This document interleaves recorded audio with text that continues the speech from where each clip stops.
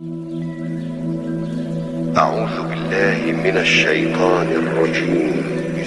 بسم الله الرحمن الرحيم. شهر رمضان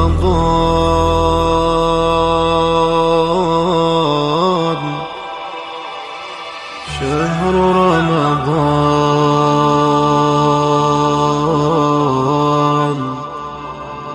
شهر رمضان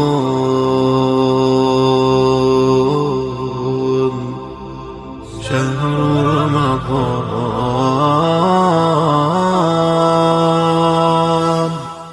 اعوذ باللہ من الشیطان الرجیم. بسم اللہ الرحمن الرحیم. افوض امری الی اللہ ان اللہ بصیر بالعباد.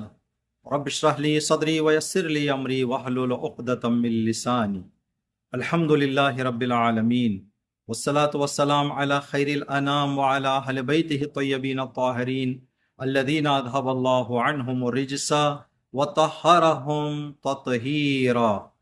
اللهم إنا نرغب إليك في دولة كريمة تعز بها الإسلام وأهله وتذل بها النفاق وأهله واللعنة على أعدائهم أجمعين.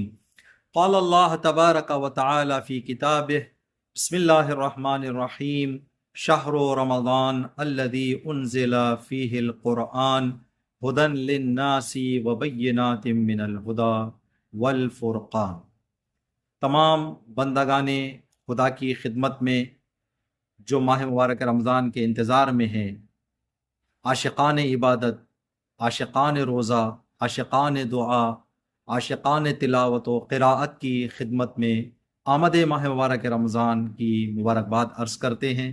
اللہ تبارک تعالیٰ سے دعا گو ہیں کہ خدا گزشتہ سالوں سے بہتر اس سال ماہ مبارک رمضان سے مستفیض ہونے کی ہم سب کو توفیق عنایت فرمائے.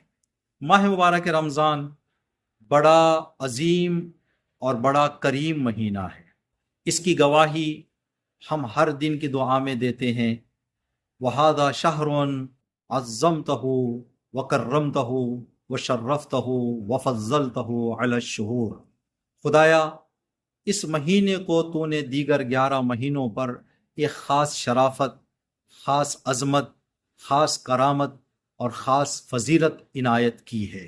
اس ماہ کی عظمت وہ بلند و بالا مقام پر ہے کہ امام سجاد علیہ السلام اس ماہ کی شروعات میں اللہ سے دعا فرمایا کرتے تھے، الہمنا معرفت عظمتہ. خدایا مجھے اس ماہ کی عظمت سمجھنے میں مدد فرما، وَإِجْلَالَ حُرْمَتِهِ، اور اس ماہ کے احترام کی پاسداری کرنے اور اس کے بزرگی کو سمجھنے کی مجھے توفیق عطا فرما. جس ماہ کی عظمت و حرمت کو سمجھنے کی دعا امام معصوم اللہ تبارک تعالی سے طلب فرما رہے ہیں، وہ ماہ مبارک رمضان. ماہ مبارک رمضان کی عظمت اس زاویے سے بھی دیکھی جا سکتی ہے کہ قرآن پاک میں خدا تبارک تعالیٰ نے 12 مہینوں میں سے بس ایک مہینے کا نام ذکر فرمایا اور وہ ہے ماہ مبارک رمضان. سورہ بقرہ کی آیت نمبر 185. عزیزان محترم، ابھی ماہ مبارک رمضان شروع ہونے والا ہے. یہ وہ مہینہ ہے، غور کریں روایتوں میں اور احادیث کی کتابوں میں تو پتہ چلتا ہے کہ اس ماہ کی تیاری کے لیے اہل بیت علیہ السلام بہت دن پہلے سے اپنے آپ کو آمادہ کرتے تھے اور لوگوں کو یہ ہدایتیں فرمایا کرتے تھے کہ اے لوگوں تیار ہو جاؤ. نبی کریم کے خطبات ہیں شعبان کے اواخر میں اور نبی نے فرمایا ہے کہ تیار ہو جاؤ ماہ مبارک رمضان کے لیے. امام رضا علیہ السلام کا خطبہ ہے جس میں امام نے فرمایا کہ ماہ مبارک رمضان قریب آ پہنچا ہے، اے بندگان خدا تیار ہو جاؤ.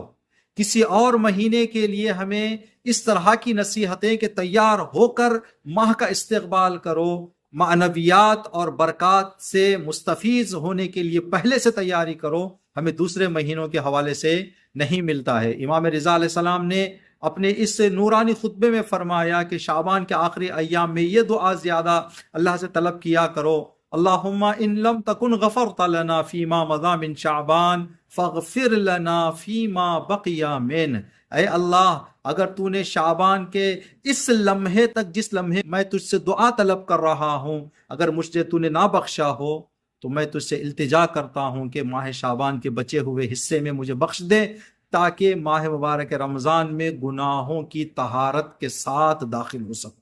جب یہ باتیں ہم کو پتہ چلتی ہیں تو ہمیں اس بات کا احساس ہوتا ہے کہ ماہ مبارک رمضان کتنا عظیم مہینہ ہے، کتنا بلند درجہ رکھنے والا مہینہ ہے۔ جس چیز کا جتنا مقام بلند ہوگا اتنی ذمہ داری بھی بلند ہو جاتی ہے، اتنی ذمہ داری بھی بڑی ہو جاتی ہے۔ جتنا انسان کسی کے احترام کا علم زیادہ رکھے گا اتنا اس کے احترام کی پاسداری اور حفاظت میں کوشاں رہتا ہے، تلاش کرتا ہے، صحیح کرتا ہے۔ اگر کسی انسان کے حوالے ایک معمولی کتاب دے دی جائے کہ ایک جگہ تک اس کو پہنچا دو، تو اس بندے کے راستہ چلنے کا انداز الگ رہے گا۔ اگر اسی بندے کے ہاتھ میں ایک اسلامی کتاب دے دی جائے تو کچھ انداز بدل جائے گا، احتیاط زیادہ کی جائے گی، اس لیے کہ ایک دینی کتاب میں اپنے ہاتھ میں لیتے ہوئے جا رہا ہوں۔ لیکن اسی انسان کے ہاتھ میں قرآن ایک پاک دے دیا جائے تو وہ بندہ بہت سنبھل کر قدم اٹھائے گا کہ اب میرے ہاتھ میں جو کتاب ہے کوئی معمولی کتاب نہیں ہے۔ تو ماہ مبارک رمضان کوئی معمولی ماہ نہیں ہے۔ دیگر دعاؤں میں جو ماہ مبارک رمضان کے چاند کو دیکھ کر یا ابتدائی دنوں میں طلب کی گئی ہیں، روایتوں میں موجود ہے، یہ کہا گیا ہے خدایا میں کوئی ایسا کام نہ کر دوں جس کی وجہ سے ماہ مبارک کے رمضان کے احترام میں خلل آ جائے، میری وجہ سے ماہ رمضان کو کوئی تکلیف نہ پہنچے۔ خدایا مجھ سے ماہ مبارک رمضان کو سلامت رکھ، اور ماہ مبارک رمضان سلامتی کا مہینہ ہے، اس کی سلامتی سے مجھے بھی کچھ حصہ عطا فرما۔ تو ہمیں جاننا چاہیے کہ ماہ مبارک رمضان کے احترام کو باقی رکھنے کے لیے اور ماہ مبارک رمضان کے احترام کا لحاظ کرتے ہوئے اس ماہ کو کیسے گزاریں۔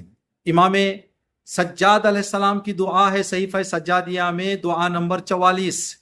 جب ماہ مبارک رمضان کا آغاز ہوتا تو امام ہر سال اس دعا کو پڑھا کرتے تھے، جو 19 حصوں میں تقسیم ہے۔ ایک حصے میں امام نے عرض فرمایا ہے خدایا تیرے بے انتہا احسانات میں سے ایک احسان اپنے بندوں پر یہ بھی ہے کہ تو نے ماہ رمضان المبارک جیسی عظیم نعمت اپنے بندوں کو عطا کی۔ یہ تیرا احسان ہے، یہ تیرا کرم ہے، یہ تیرا فضل ہے۔ پھر امام نے اس ماہ کے کچھ نام ذکر کیے ہیں، ان ناموں سے پتہ چلتا ہے کہ اس ماہ میں ہمیں کیا عمل انجام دینا ہے تاکہ اس کا احترام برقرار رہے، باقی رہے۔ امام نے فرمایا ماہ رمضان ماہ سیام ہے، روزے کا مہینہ ہے تو چاہیے کہ روزہ رکھیں۔ ماہ رمضان ماہ قیام ہے، پابند صلاۃ ہونا چاہیے۔ ماہ رمضان ماہ قرآن ہے، اسی ماہ میں اللہ نے قرآن نازل کیا اور اس میں حتی المقدور انسان کو تلاوت قرآن انجام دینا چاہیے۔ ماہ رمضان ماہ طہارت ہے، انسان کو کا ظاہر اور باطن پاک کرنے کی کوشش کرنی چاہیے۔ ماہ رمضان ماہ اسلام ہے، ماہ رمضان اسلام کی شان ہے اور انسان کو چاہیے کہ اس ماہ میں حکم خدا کے سامنے تسلیم ہو جائے، خدا کے حکم کے سامنے سر خم کر دے۔ اسلام یعنی تسلیم۔ جو بندہ احکامات خدا کے سامنے تسلیم نہ ہو تو پھر اس کے لیے یہ ماہ وہ برکتیں نہیں رکھتا ہے جو اس میں موجود ہیں، اس کے لیے یہ برکتیں ملنے والی نہیں ہیں۔ یہ ماہ تمہیس ہے۔ امام نے فرمایا ماہ تمہیس یعنی چھانا جانا۔ جب کسی چیز کو چھانا جاتا ہے تو کنکر اوپر رہ کر صاف چیزیں نیچے اتر جاتی ہیں، تو اس ماہ میں اللہ اپنے بندوں کو چھانتا ہے، جو اس کے خالص بندے ہیں، جو اس کے مخلص بندے ہیں، جو اس کے نیک بندے ہیں، جو اس کے اطاعت گزار بندے ہیں، جو اس کے فرمان بردار بندے ہیں، وہ اس ماہ میں خدا کی بارگاہ میں آتے ہیں اور جو ایمان کی دولت نہیں رکھتے یا ضعیف الایمان ہوتے ہیں وہ اس ماہ کی برکتوں سے محروم رہ جاتے ہیں۔ ایک حصے میں امام نے اس ماہ کی برکتوں سے مستفیض ہونے کے لیے چند ہدایتیں فرمائی ہیں، اور اس ماہ کے احترام کا لحاظ کرنے کے لیے امام نے فرمایا خدایا یہ توفیق دے کہ اس ماہ میں اگر میں کہیں کان لگاؤں تو بیہودہ باتوں کی طرف کان نہ لگاؤں، جس بات کی طرف بھی کان لگاؤں سنوں کسی بات کو تو اس بات میں میرے لیے ثواب ہو، میرے لیے جنت ہو، میرے لیے جہنم سے چھٹکارا ہو۔ جہنم جانے والی باتوں کو میں نہ سنوں اس ماہ میں، میری مدد فرما تاکہ اس ماہ کا احترام برقرار رہے۔ آنکھوں سے کچھ دیکھوں تو فائدے مند چیزوں کو دیکھوں، بیکار کی چیزوں کو میں آنکھوں سے نہ دیکھوں۔ تو ہمیں آنکھوں سے احترام ماہ مبارک رمضان کرنا ہے، کانوں سے ماہ مبارک رمضان کا احترام کا لحاظ کرنا ہے۔ آگے امام نے فرمایا اگر ہاتھ اٹھاؤں تو جائز کاموں کے لیے ہاتھ اٹھاؤں، اگر قدم آگے بڑھاؤں تو تیری مرضی حاصل کرنے کے لیے قدم آگے بڑھاؤں، گناہوں کی طرف میں قدم آگے نہ بڑھاؤں۔ اگر پیٹ میں کوئی چیز پہنچاؤں تو جائز اور حلال چیز پہنچاؤں، حرام اور ناجائز چیز کو شکم تک نہ پہنچاؤں۔ اگر ان چیزوں میں سے کسی ایک سے بھی ہم غافل ہو جائیں، غیبت کی بیٹھکیں سجائیں یا وہ باتوں کو ہم سننے لگیں جس سے خدا راضی نہیں ہوتا، یا وہ باتیں جو نہ ثواب رکھتی ہیں نہ انسان کو کچھ فائدہ دینے والی ہیں، ان باتوں کو سن کر یا ایسی باتوں کو کہتے ہوئے انسان کو اس ماہ کی حرمت پائمال نہیں کرنا ہے۔ تو یہ اعضاء اس حوالے سے چھٹے امام کی بھی روایت ہے، امام نے فرمایا اے انسان جب روزہ رکھو تو اس بات کا خیال رکھو کہ صرف کھانے پینے اور روزے کو باطل کرنے والی چیزوں سے احتیاط روزہ نہیں ہے، یہ نام روزہ ہے، لیکن جو خدا روزہ چاہتا ہے ایسا ہو کہ تمہاری آنکھ بھی روزہ رہے، تمہارے کان بھی روزہ رہیں، تمہارا پیٹ بھی روزہ رہے، تمہارے ہاتھ پیر بدن کے تمام عضو روزہ رہیں۔ اگر بدن کے تمام عضو روزہ رہیں گے تو پھر انسان احترام ماہ مبارک رمضان کا لحاظ کر رہا ہے۔ ایک عورت نبی کریم کی خدمت میں آئی، ماہ مبارک رمضان تھا، پردے سے گفتگو کرنا اس نے چاہا۔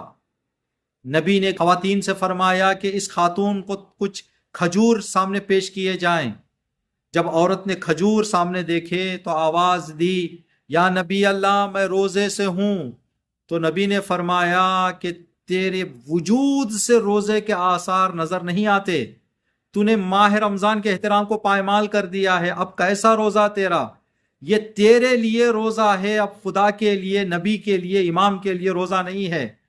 اس نے کہا یا نبی اللہ میرے سے وہ کیا عمل سرزد ہو گیا کہ آپ اس طرح میرے سے پیش آ رہے ہیں؟ تو نبی نے فرمایا اپنے گھر سے میری بارگاہ آنے کے دوران تو نے کسی مومن کی غیبت کی۔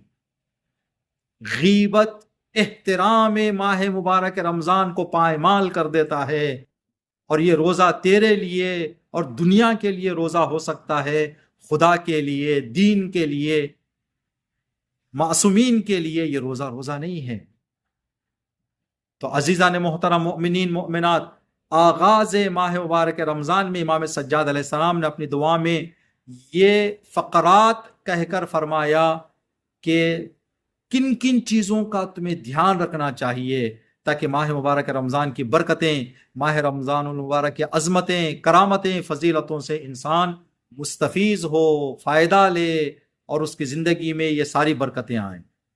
ایک دوسرے مقام پر امام نے کچھ ذمہ داریاں بتائی ہیں، کچھ ایسے مسائل بیان کیے ہیں جس میں بندہ جب خدا کی بارگاہ میں جاتا ہے، ارحم الراحمین کی بارگاہ میں مہمان بن کے انسان جا رہا ہے، تو انسان کو چاہیے کہ اپنا دل بڑا رکھے۔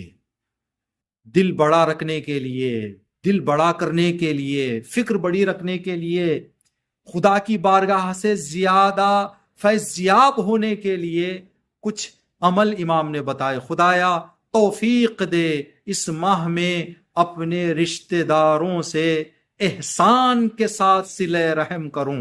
دیکھیں دوسری دعاؤں میں اور دوسری روایتوں میں صلہ رحم کہا گیا ہے، لیکن یہاں پر احسان کے ساتھ صلہ رحم کروں، یعنی ایک نیک برتاؤ کروں۔ جس طرح کا بھی نیک برتاؤ ہو، انسان اس ذریعے سے اپنے رشتہ داروں سے صلہ رحم کرے، یہ انسان کے خود رحیم ہونے کی دلیل ہے۔ اور روایتوں میں ہے ان ترحم ترحم، اگر تم لوگوں پر رحم کرو گے تو خدا تبارک تعالیٰ تم پر رحم کرے گا۔ خدایا توفیق دے پڑوسیوں کے ساتھ نیکی سے پیش آئیں اور پڑوسیوں کی خبرگیری کریں اور ان کی حتی المقدور ضرورتوں کو پورا کریں۔ خدایا توفیق دے اگر کوئی ہمارے سے رابطہ توڑ رہا ہے تو ہم اس سے رابطہ جوڑے رکھیں، اور رابطہ جوڑنے میں ہم قدم آگے بڑھائیں، پہل کریں۔ اگر کوئی ہم پر ظلم کرتا ہے تو اس کے ظلم کے عوض انصاف سے پیش آنے کی توفیق مجھے عطا فرما۔ یہ وہ چیزیں ہیں جو اس ایک ماہ کی زندگی میں یہ سب مسائل پیش آنے والے ہیں۔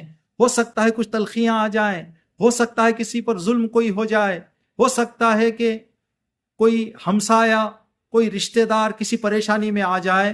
تو اگر اس ماہ میں انسان اللہ سے بڑی بڑی دعائیں طلب کر رہا ہے اور خود بندوں کے حوالے سے کوئی فکر نہیں رکھتا، تو خدا تبارک تعالی ہم جو دعا کرتے ہیں اللہم ادخل علی اہل القبور السرور، یہ قرآن پاک میں ہے۔ اللہ نے فرمایا اذکرونی اذکرکم، تم میرا ذکر کرو میں تمہارا ذکر کروں گا۔ یہ ایک طریقے سے اللہ تبارک تعالیٰ فرما رہا ہے ایک قدم تم آگے بڑھاؤ ذکر میں 10 قدم آگے آ جاؤں گا۔ تم ایک قدم مدد کرنے کے لیے آگے بڑھاؤ، 10 قدم میں آ جاؤں گا۔ جو کام تم ایک قدم آگے بڑھ کے کرو گے اس کے کئی گنا زیادہ میں تمہارے لیے کروں گا۔ اگر ہم ماہ مبارک رمضان میں اللہ سے رحم مانگتے ہیں تو خدا فرماتا ہے کہ تو بھی تو بندوں پر کچھ رحم کر لے۔